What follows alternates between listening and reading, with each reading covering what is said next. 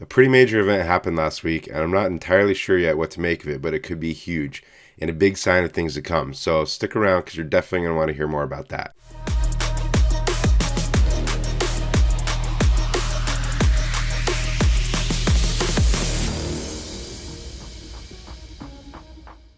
Happy Wednesday, everybody. Brian Simmons here with eXp Realty. It is May 11th, and I apologize in advance for my voice.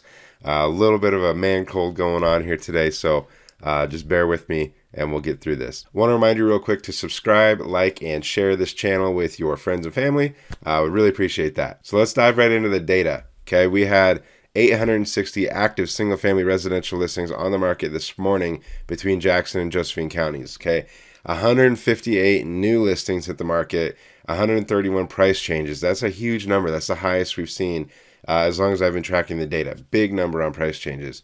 42 listings went back on the market and 151 went pending, which is a nice number. That's high. 104 closed, 41 expired, withdrawn, or canceled. And all total, that brings us to 8.27 weeks worth of inventory based on just a snapshot of that week, which is just over right around 2 months. So here's the thing that happened that's super interesting. Okay, for the first time that I've been tracking the data, we actually had more price reductions than we had, well, I guess I should say price changes, but 99% of those are price reductions.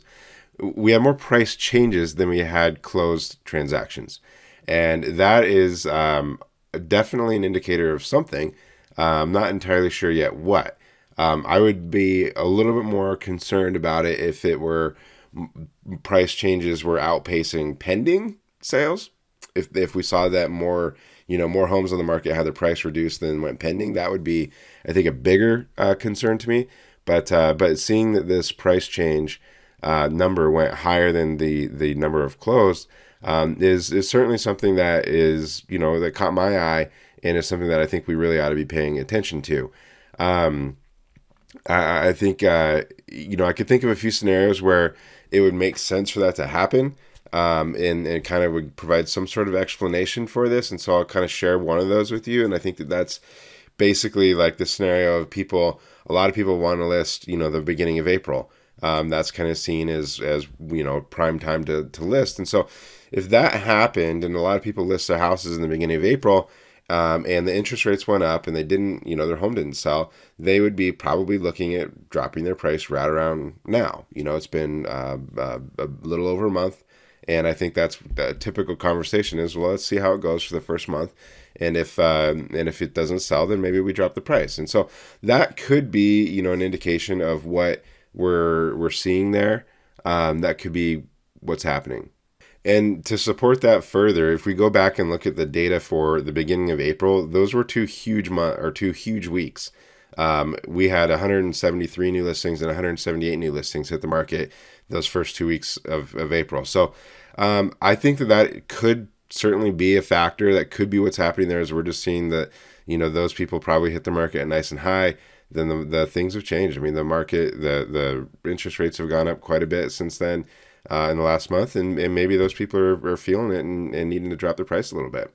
Either way, I'm going to definitely keep my eye on this, and I'll keep you guys informed. If the price reduction or price change number does stay above 15% of the total inventory, and it begins to outpace the number of pending deals each week, then that would sure seem to me to indicate that the market's demanding lower prices.